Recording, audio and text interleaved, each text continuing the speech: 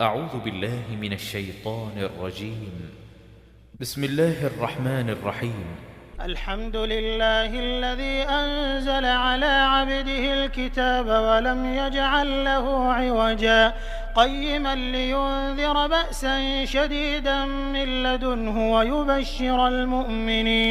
ويبشر المؤمنين الذين يعملون الصالحات أن لهم أجرا حسنا ماكثين فيه أبدا وينذر الذين قالوا اتخذ الله ولدا ما لهم به من علم ولا لآبائهم كبرت كلمة تخرج من أفواههم إن يقولون إلا